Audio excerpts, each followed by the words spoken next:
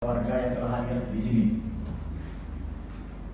Untuk itu, saya sebagai Hamiza dari Dinas Kominfo PD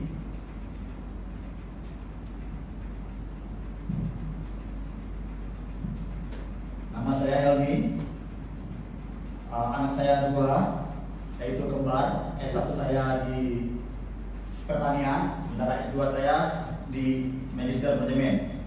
Saya pernah mengikuti kursus pelatihan di Diklat Sandi Negara pada tahun 2016. Baiklah, untuk warga-warga yang telah hadir di sini, untuk mengakses linknya dapat diketik dengan nama Gampung ID.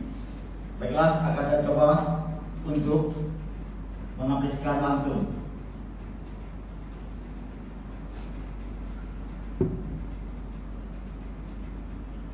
Para user dapat memasukkan Gampung, sementara password yang telah diberikan oleh Dinas Kominfo silakan dicoba dan dapat dicontoh dengan saya petugas Gampung.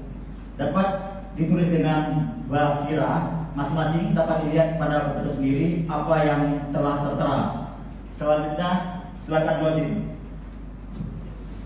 Setelah masuk ke dalam administrator, maka disitu tertera beranda, berita, produk, wisata, artikel